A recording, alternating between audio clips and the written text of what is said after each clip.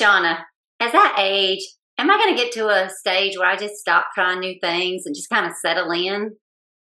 Well, you can choose to do that and go into a home and just slowly die. You mean Or, there's another option? well, our guest today just didn't accept slowing down. She didn't want to stop doing the things that she loved, even though her body was protesting such that she had to get 2 joint replacements. She's got a really powerful message for us today. Yeah, so our guest today from Australia is Miss Lisa Bullock from Lisa Bullock Fitness, and she definitely has reinvented herself and is not apologizing for it. And before we dive in, I want to give a shout out to a Girls Talk Healthy Aging listener, Miss Beth McCollum. Thanks for listening. Let's dive in. Welcome to the Girls Talk Healthy Aging podcast, where we dive deep into pressing health and fitness issues facing aging women. I'm Alli Kerr. And I'm Shawna Kaminski. And together we'll bring candid conversations, expert advice, and personal stories that will inspire and empower you on your own wellness journey. Well, Lisa, it's been a long time coming. You've been an obvious guest for the podcast, and yet it's been a year, and now we're just getting you on. So better late than never, and welcome to the Girls Talk Healthy Aging podcast. Thank you. Good to spend time with both of you, and especially lovely to meet you, Alli, for the first time. Of course, I've known Shawna for a long time, I think 13 years. Yeah. And so that's why I'm like, oh man, we talk every week, and you're in Australia, but we're BFFs, and you are probably aside from Alli, who we podcast with, you are the person that I talk to the most in terms of friends, probably. So we have a standing coffee date, and it's been lovely, regardless of all of those life challenges, all the things that have happened, that we're able to make that time. I think that's been really incredibly important. A support structure. And when I was thinking about the questions and about this podcast, and I was thinking about the lockdown years, the beginning of the pandemic, and how important that connection was and how important that technology was at that time, so that I was sitting there and talking to somebody on the other side of the world, sharing all the same experiences of the pandemic, but being able to have that technology that just was such an important support. That's the awesome positive side of the technology that we have, isn't it? Yeah, exactly. And now I get to meet you. I get to meet you through that awesome technology today. You're over in Australia, and I'm here in Georgia, and we can connect and get to know each other. So it is pretty amazing. It is. It's brilliant. So, Lisa, although I know it, and it's hard for me to ask the questions because I know all the answers, but you have an amazing story of healthy aging. And so let's start with a little bit about, your history. Let's start with your athletic history, because I think that's a big part of who you are. This was another thing that I was thinking about as we were, processing this in the last couple of days, because I don't particularly think of myself as an athlete. We have such stereotyped thoughts in our mind, so many people, about what constitutes an athlete. So I have to remind myself I am not just a competitive lifter. That's quite a safe word. I'm a powerlifter. I am a competitive athlete. My approach to my training has always been as a dedicated athlete. There's a long history for me with nutrition and perhaps a not super positive relationship with food. And that, for me, was something that was a barrier for me to be embracing this concept that I'm an athlete, even though I would train, up to 14 hours a week. Let's not even talk about that. There's also a disordered pattern, but that's okay. So I didn't do anything. I was a noodle. I was a bookworm when I was young. My brother was a very committed athlete and played a lot of sport, but I was a bookworm up until I was about 27. And then I had my first child, a daughter, and I wanted her to learn to swim properly, so I took her along to the pool. And I thought, well, this is ridiculous. I'm teaching my baby to swim, but I can't swim. So I started lessons. And I said, I want to send a shout out to this swim teacher, even after 32 years. She said, she was talking to someone else and she said, oh, Lisa's a very strong swimmer. She's a natural athlete. I was like, oh, me? Oh, bit special. But it was such a powerful throwaway comment because it completely shifted how I looked at myself. That was something that my brother did. That wasn't something that I did. And then I ended up becoming a non-competitive swimmer. I swam with an adult squad. When it was time for me to go back to work, I ended up training as a swim teacher, and then that led into working in the gym. I've been a personal trainer. It'll be 26 years this year, and I started lifting weights back then. I got into boxing very early. It was just a passion. I love it. It is the smack of a glove into a mitt is poetry to my ears. That's a little disturbing for some people, but that's what I liked. So I boxed for 20 years and I just loved, once again, the sheer athleticism of it. You know, you will go a long way to find any athlete that is as fit as a boxer. That the strategy, the strength, the cardio, it's just unbridled fitness. That I continued to lift right through that time. Started CrossFit when I was 49, and that was another sport that I was unbelievably passionate about. And then when I hit the dreaded menopause, I was having ongoing issues with my right knee. I'd had trouble with it for years. This is at a time when Shawna's daughter Hannah was living with me in Australia, and over the course of 3 months, I put on 8 kilos. I couldn't concentrate. I was exhausted all the time.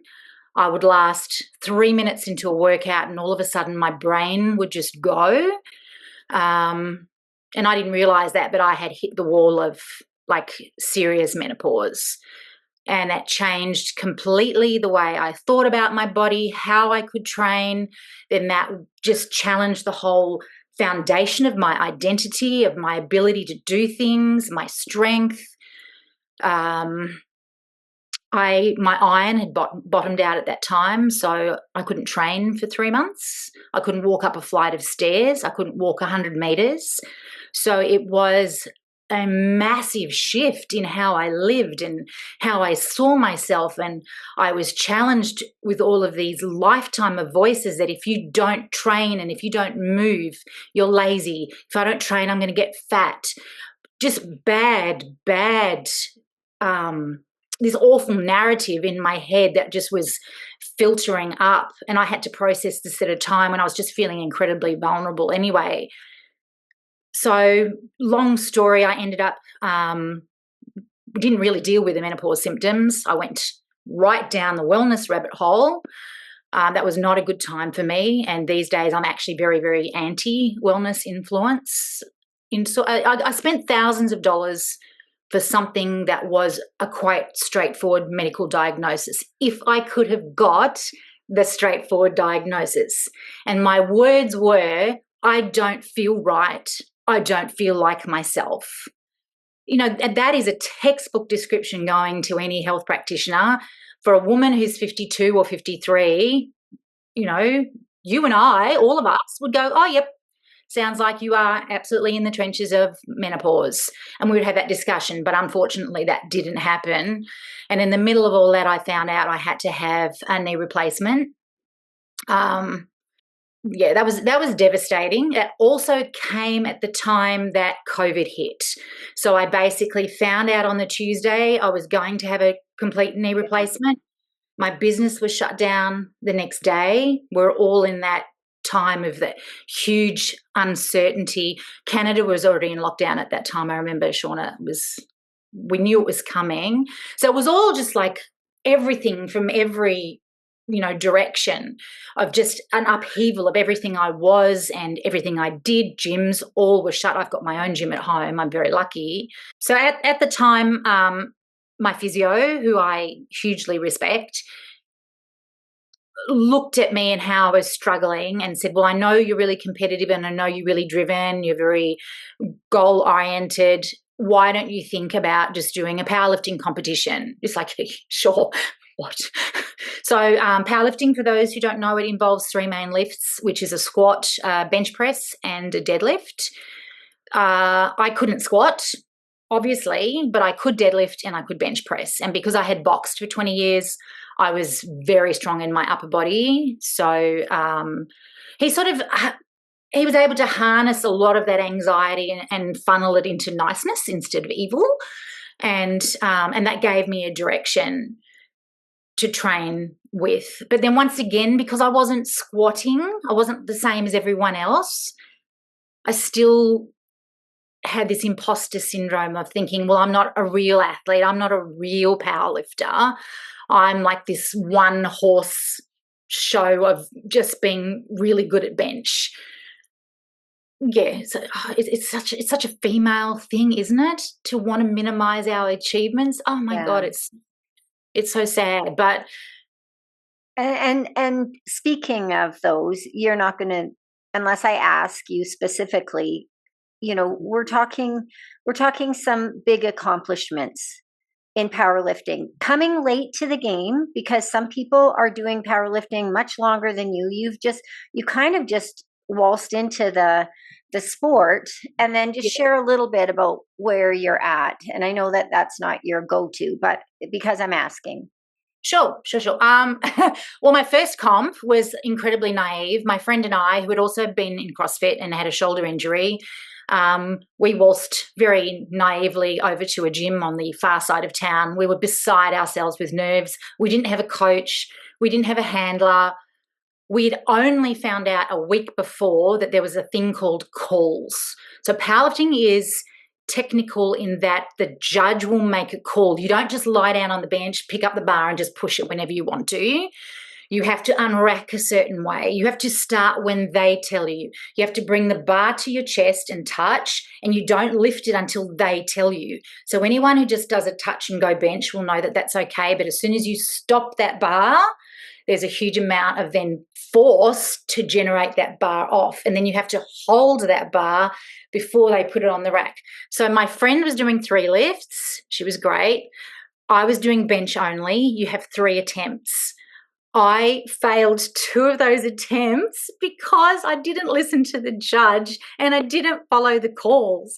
So I had like one job and I just, look, I still got a good lift out. And as it transpired, that one good lift was a record. It was an Australian record. So, yay, wow. So, like, I am sort of minimizing it. But yes, in retrospect, it was a good thing. The next competition I went to was a 3 lift comp.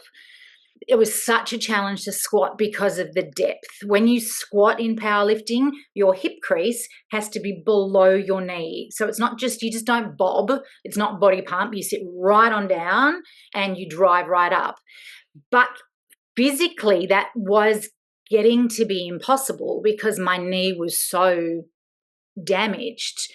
So I only did 1 of the 3 attempts. But again, those were both records, my deadlift and my bench.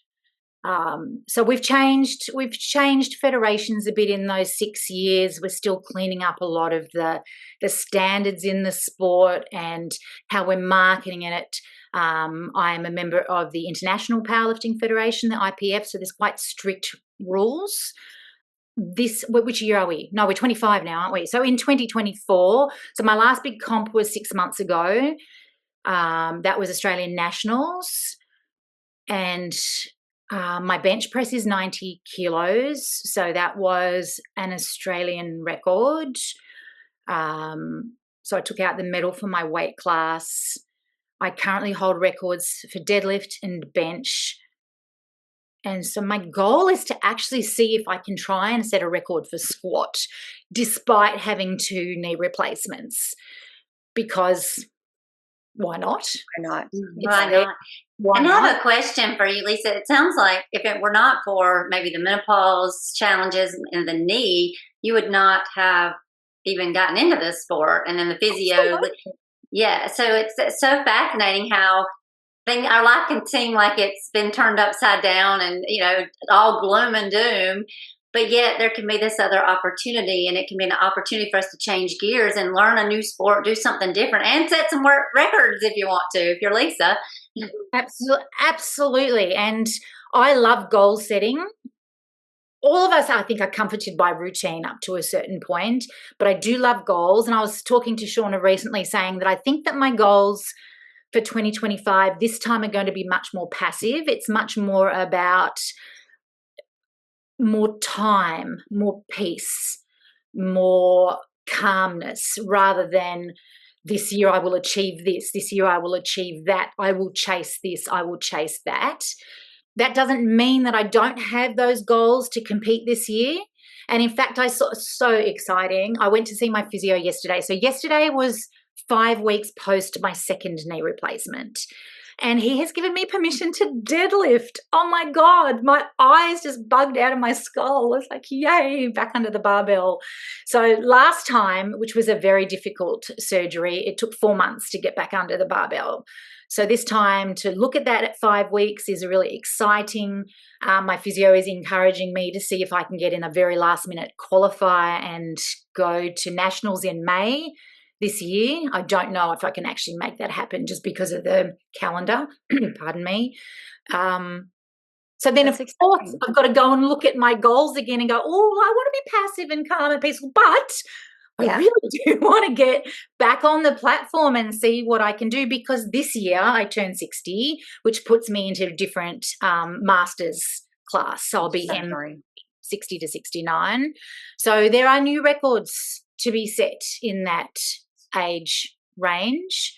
I think what's exciting, Lisa, is just listening to the passion in your voice. And like Alli said, you know, you may have been a bit devastated with the fact that, hey, boxing, a lifelong love of 20 years, was kind of off the table.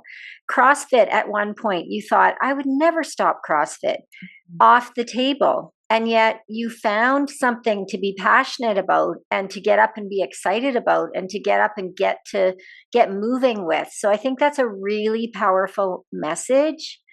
I want to backtrack a little bit because, you know, I was there for you. In fact, you had your knee surgery maybe 3 weeks before my first hip. Like we were the broken, walking wounded, the limping wounded. Exactly. Yeah. And so, you know, we kind of did our recovery together, and like a hip is so much easier to recover from because no muscles are cut. So I had an advantage right off the bat. But tell us about your first, I mean, we're looking at 4 months to get under a bar after your first knee replacement and 5 weeks this second. Tell us about that and why, what's changed? The first knee, it wasn't ever a good knee. It wasn't a great knee from the time I was 20. There were always issues with it. Naturally, I ignored that because, you know, that's not interesting. So by the time I had got to the point of seeing a surgeon and finding out the brutal reality of the state of that knee, I was already in a bad way. So I limped. I had herniated a disc with those shifts of the gait and how the pelvis sat. I was a mess. I was a mess.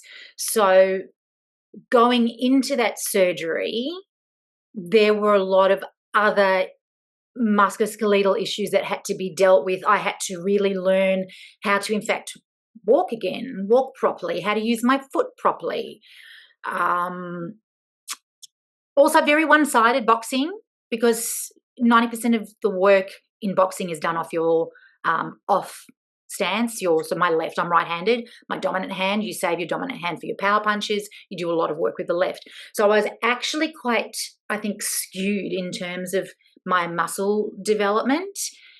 So there were a whole host of sort of body issues that I had to work on, compensatory movement patterns, etc. We never got the pain under control with that surgery.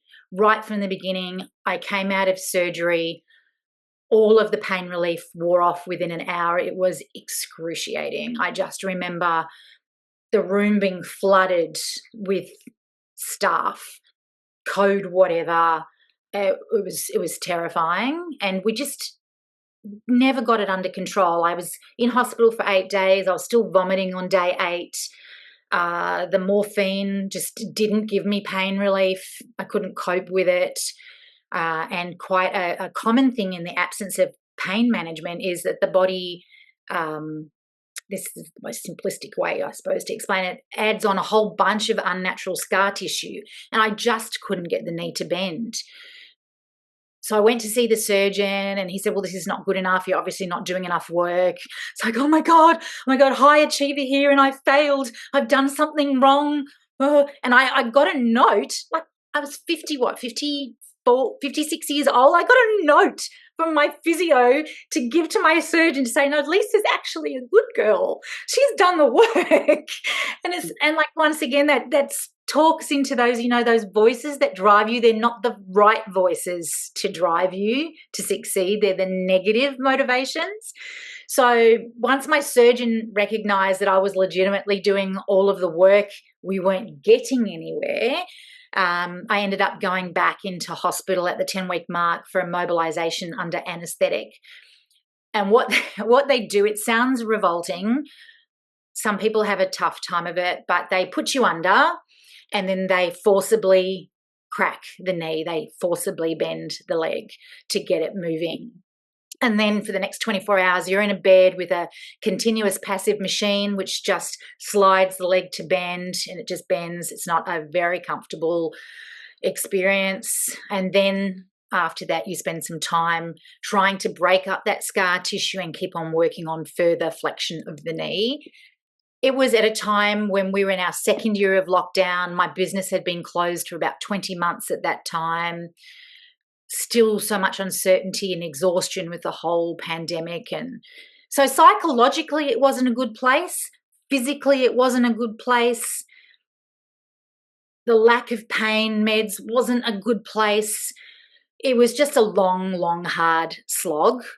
And I just said to them, well, I'm never doing that again. And they were like, sure, of course.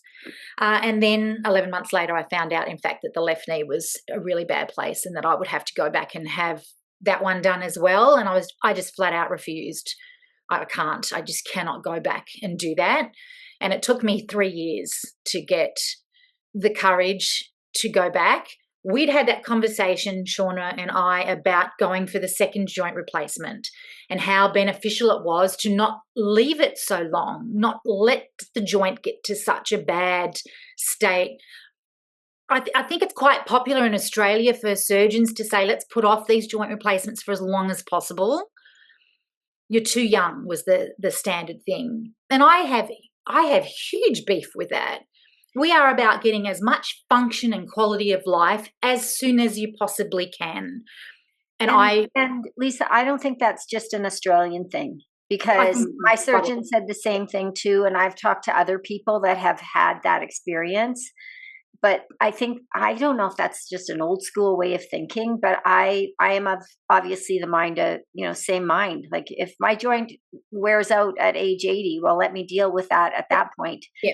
And let's look at the technology there. Like, look at the trajectory of improvements in technology and surgery. So let me live now. I have so many things that I want to do. There's the adventures, there's the goals, there's the records, there's the running around with grandchildren and doing all the things. Yeah.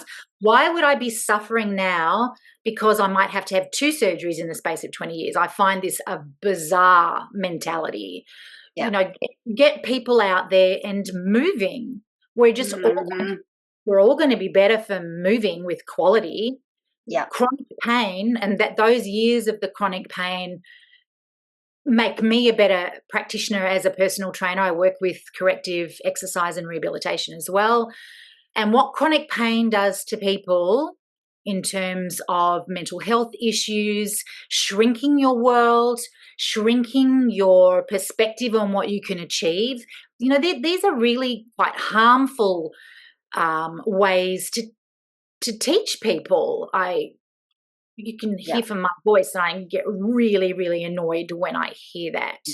Why would you just go and exist for the next 10 years because someone arbitrarily thinks that you should not get a surgery to give you quality and function now? As soon as you find out, and you might get a second opinion or whatever for your own peace of mind, cost is obviously going to be a massive issue for a lot of people.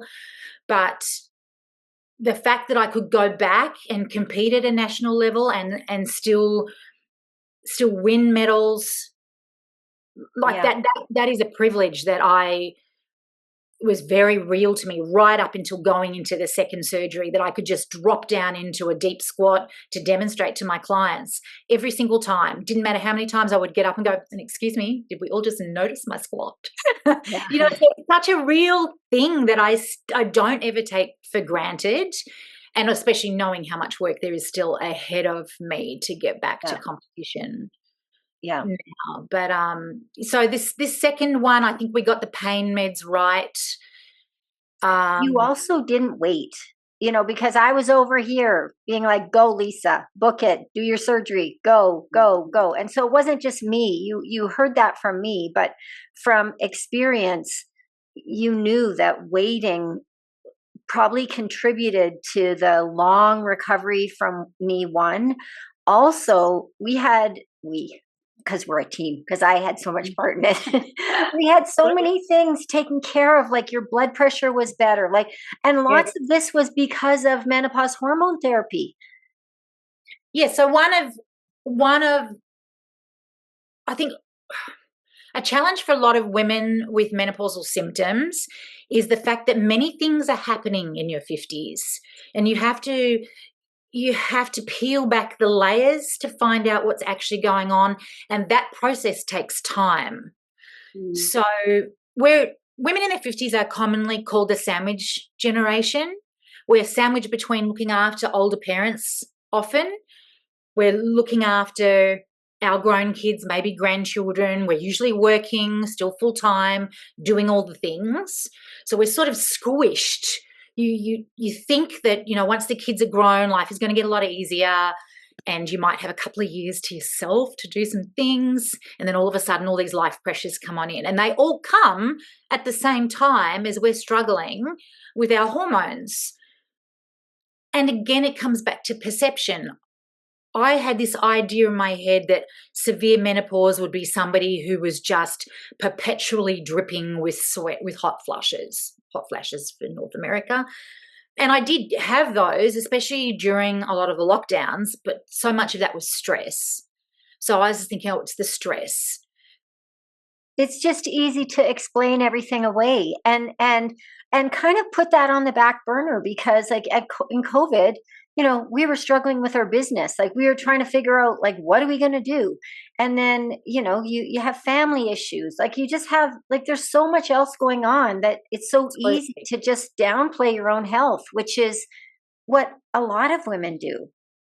And also because, you know, especially in this podcast, you're playing this really important role of educating women and normalizing these conversations. We don't think twice to talk about a young child going through the terrible twos or the challenges that teenagers are with puberty, but for some reason we're not supposed to talk about periods and we're not supposed to talk about menopause.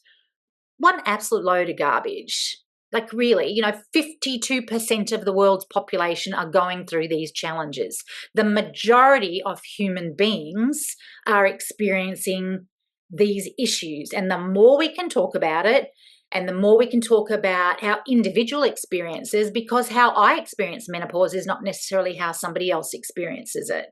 And all of the websites will talk about, you know, maybe 5 main symptoms of the brain fog, the lack of sleep, the hot flushes, etc. For me, it was a lot of the, coming back to your point, Alli, about the musculoskeletal issues, these non-specific aches and pains. Mm-hmm. And I see that a lot with my clients. I'm seeing that with definitely ladies. If we go back and look at the diagnoses of women with fibromyalgia, there's a Venn diagram. There is a huge crossover with menopausal women. So we question, with the more information that we're going to question the efficacy of treatment for these kind of non-specific aches and pains. So it was just the chronic pain And I thought that was because of my knee. So it took me another year and a half after my surgery to wonder why I wasn't feeling better. I'd competed about 7 months after my first surgery. I had just done a bench only, and we are all WADA tested, drug tested. Is it WADA in the North America, or is it ASADA, your drug federation for testing? I know that we do WADA for, like, I competed in bodybuilding and they went by WADA standards, so I'm sure it's the same for. Yeah. So all of our medications have to be checked through WADA for, contraindicated things. So we found out that my blood pressure medication was a banned substance, so changed that.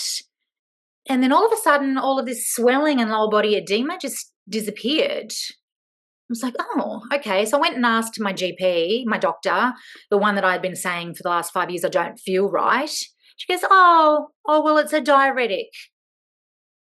Was this something perhaps you wanted to share with me earlier, perhaps?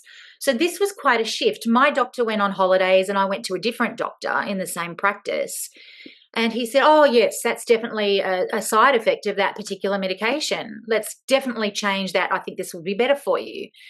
And then I talked about some of my other symptoms, and he said, well, why haven't you thought about HRT? I was like, oh, no, it's not that bad. And he goes, well, you don't lose. You go on this medication. You could try it for 6 weeks. You could try it for 2 months. If it's not good for you, we'll go off it. But see, so I don't think it had literally crossed my mind that I was a candidate for HRT. That's for somebody who's worse off. That's, somebody who's having a non. And just to clarify, that's hormone replacement therapy, HRT. Yeah. Sorry. Yeah. So I went on patches, estrogen patches. Within 3 days, I was sleeping through the night. I hadn't done that for 10, 15 years. Yeah, and the problem is that, like, over time you just sleep less. Like, it's not like all of a sudden it's like I'm not sleeping. It just sneaks up on you, and then when you recall it, it's like, you know what? I haven't had a good night's sleep in 10 years because I just got one, and I feel remiss in that. Like, this was not something that we talked about. Like, Lisa, why don't you try this? Because I was kind of the same. In terms, it's a slow slide, isn't it? It's a slow slide. You get used to it. It's just normal. This is what we feel like. This is what we all feel like. Yeah. Isn't this normal? This is normal. And the brain fog, I thought that the brain fog was because of my gut issues. We have a lot of autoimmune issues in my family, irritable bowel syndrome, and then much, much more severe. I had been to an endocrinologist and I'd had some medication which had helped. And I had just put it down to some gut issues. But I slept. My brain fog cleared up within a week. And for anyone who's used to, speaking in public, working with groups, teaching, coaching, in my previous life before children, I had worked in marketing and advertising. So I was very much a production person, everything at my fingertips, super sharp. I remembered everything. I could tell you conversations we'd had back in 1991. And you lose that when you hit this menopause, and it's humiliating. You can't manage the same way. But once again, it's this insidious creep. So within a week, the brain fog had just cleared, and it was life changing. I would just be going around. I was telling everybody, this is my evangelical outpouring of, my God, this is just, my life is different. And then it only took, I think, a few weeks for those aches and pains then to settle. Yeah. So within that experimental month, I felt like I was a different human being. It was just wonderful. The tragedy is that hormone replacement therapy doesn't work for every woman. Mm-hmm. But you have to be an advocate. You always have to be an advocate for your own health, and you have to go and chase down the doctors, the specialists, the experts to see what you can do. Yeah. Because that was a turning point for me. I just had felt that the knee replacement was just going to change my life. It certainly did. But the biggest change was the hormone replacement. Yeah. And the message, we're not trying to say that, hormone or menopause hormone therapy is a panacea and is the be all end all for everyone. It fortunately worked for you, but I think the bigger message is what you just said. Be an advocate. If you don't feel right, ask questions. Ask your doctor. Ask more questions. Get a second opinion. Because when we look at your second knee replacement in comparison, we're looking at 4 months till you hit the ground running to 5 weeks. And you are 3 years older. So theoretically, you would think, oh, this is going to take a bit longer to recover. And it has not. No. So there's a ton of work to be done yet. I don't want to minimize that for anyone. But after that first knee replacement, I never used the word pain again, because nothing was really painful compared to coming out of surgery. That was excruciating. I would say this surgery has been, at times of being incredibly uncomfortable. That's how I would describe it.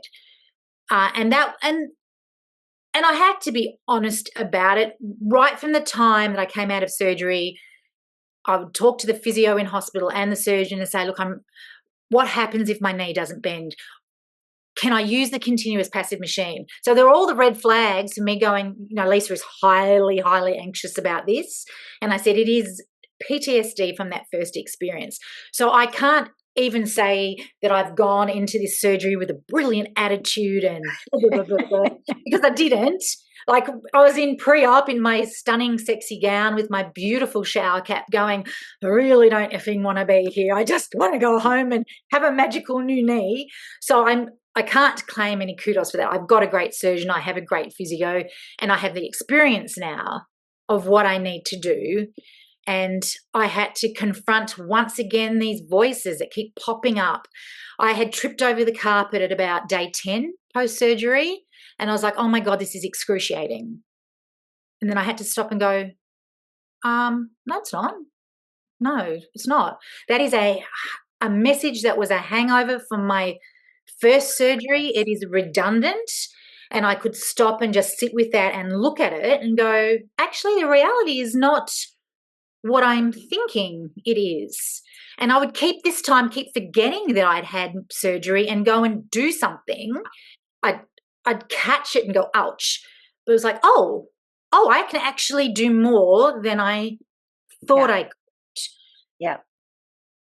And I suppose my mantra is always with my clients and with my own training is you can always do more than you think you can, because it is our own mind that puts the bars around our ability to achieve things.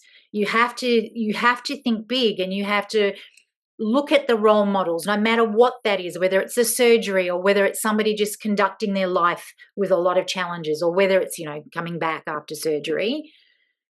You have to continually challenge yourself. Is this real, or is this just my story? Do I need this story anymore, or is it a redundant story? I can get rid of this. There are other things that I can do. So I continue to learn, and I continue to challenge those limiting narratives in my head. And I have a very good support team. Obviously, we talk about a lot of these things, Shawna, with our training and with recovery. I love my physio. He's so good and so supportive. I have a very supportive coach as well who is excited. He's excited for an older woman to. Well, that's what I was just going to say too, is that the crowd thins in whatever sport you're in.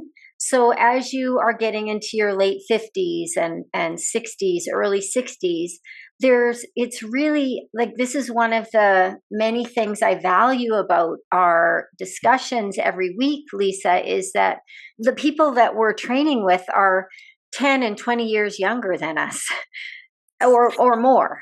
And so it is nice to be like sharing notes with someone that is as experienced as we are chronologically, so to speak, right? And it doesn't matter what the sport is, you know, because I'm not a power lifter. I'm not really anything like, well, I do some things, but you've competed in power. You've competed in everything, Shawna. Well, Shawna's downplaying herself. Let's be honest. Well, but do you know what I mean? It's like, it doesn't matter. It's just so nice to see a strong woman that is driven and passionate about continuing to move. And, you know, when you look at rehabilitation from joint replacement in our age category, a lot of the physios are just like, okay, we want you to be able to sit up and like sit down, stand up. Can you go upstairs? We're good. It's like, no, we're not. Lisa wants to put 130 kilos on her back. Like, this is what we're working towards, and this is what you're going to do.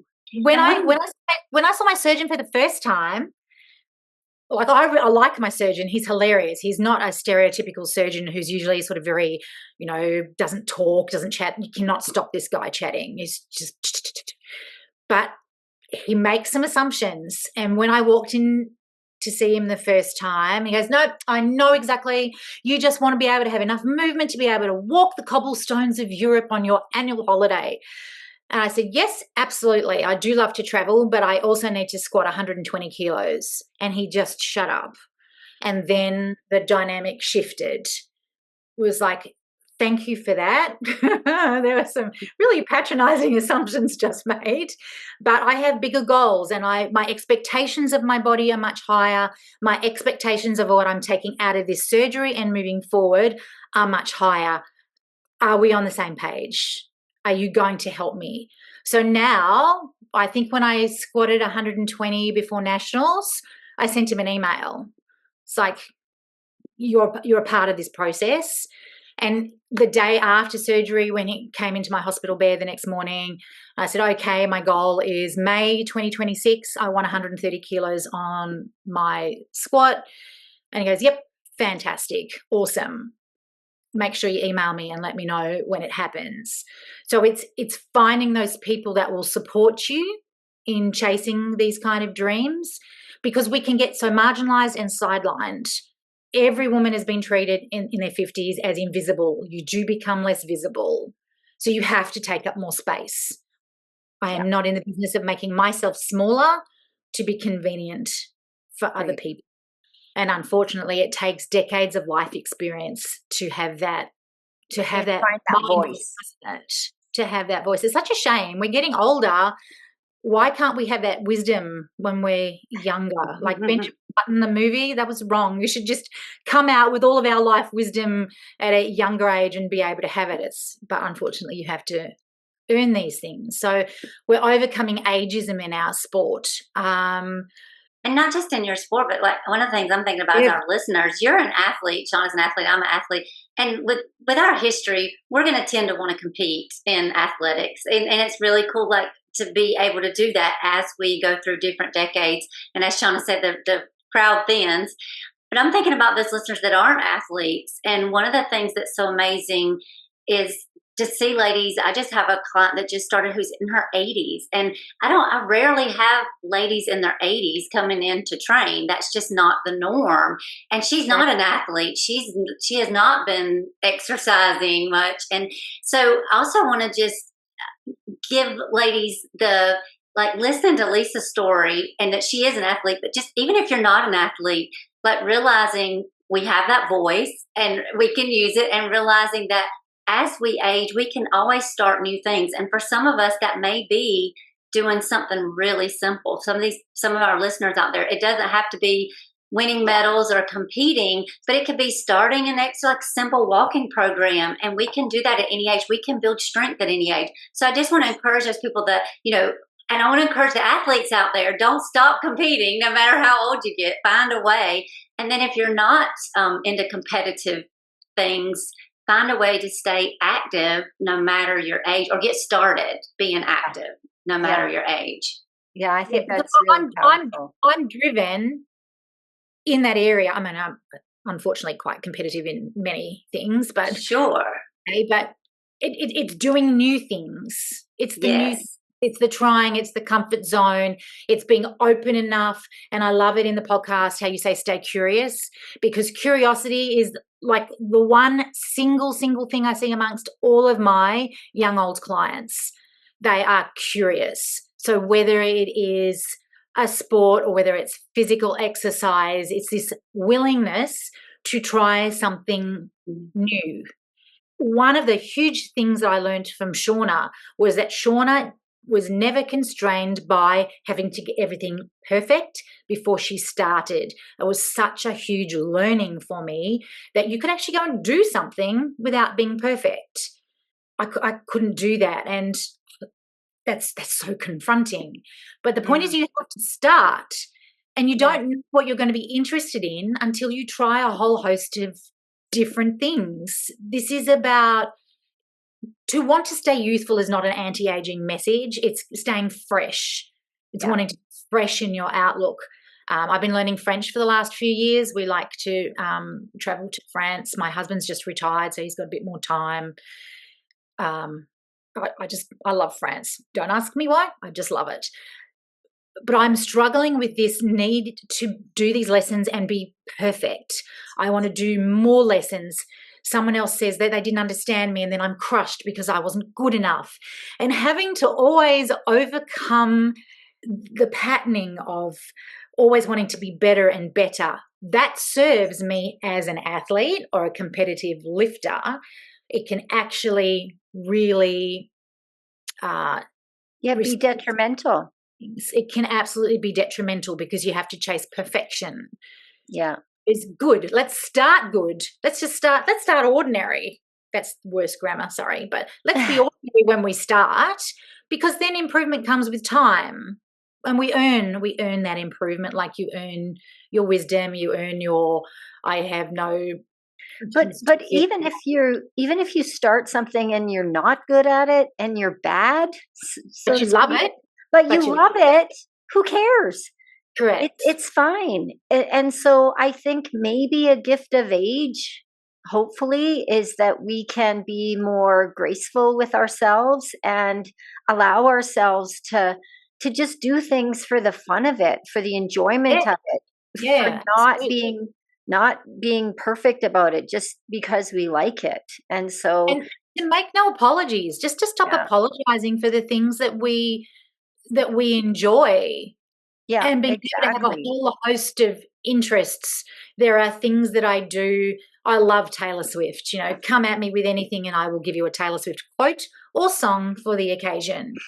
Right? And that's, in fact, I've got my gym or my powerlifting crew. We have Taylor Swift for all of our PBs. So I'm not going to apologize because somebody else thinks that's frivolous or doesn't understand. It's like, mate, you do you. So just being unapologetically yourself. And then the same token, I'll turn around and do something that's just such a grandmotherly thing to do. And that's fine because we are all multifaceted. So you just enjoy the different facets of yourself. Yeah. I hope that women, whether they're athletic or not, strong or not, love exercise or not, at least try different things. Yeah. Because there's so many benefits, and it doesn't matter whether you're getting a medal, whether anybody even knows you're doing it. You can even do it without putting it on social media. Oh, stop. And it's still counted. And I'll just Instagram that, shall I? Would that be your wish for our listeners, Lisa? I think that was pretty profound. I know you like to have a profound, let's end on a profound note. And I really like what you just said. Can you repeat it? Do you remember it? Sorry, that was a flash in the pan and it's gone. I think it's the doing. We have to do things. We have to try things, and don't make yourself small. Like, we've earned it. We have earned this right to speak our minds and to take up space. Yeah, I think women just need to not be scared to try, because you don't know where you're going to end up. All the best excitement and adventure comes from sometimes these spontaneous little byways that you take. If I hadn't, as you said, Alli, if I hadn't had those setbacks with both menopause and my awful knees, I'd be in a different spot. I wouldn't. Like, what would that look like? It would be so interesting, but I am content. I am content with where I am. I'll be more content when my knees bend down to competition level. That's okay, because I always want more. Greedy. Yeah. So that's where I am today. How about you, Alli? What would be your wish for our listeners? My wish would be when those knee replacement kind of challenges come up in life that we do reroute and find a new opportunity to put our focus on and our energy on to help us continue moving forward. Yeah. And I liked the when you said, Lisa, you do you, is that everybody has a little bit of a different story, and that's fine, but not making ourselves small to fit into someone's preconceived idea of what a 50-something, a 60-something woman should be or do or look like. Right. Yeah, just you do you. Thanks for listening. You'll find me, Alli, on Instagram at Alli Kerr Fitness. And you'll find me, Shawna, on Instagram at Shawna Kaminski. Feel free to pop us a DM with questions and or feedback. If you're enjoying the Girls Talk Healthy Aging podcast, please subscribe and share it with other health-minded women. Ratings and reviews are also much appreciated and help us get our message out to a larger audience. Until next time, be healthy and be happy.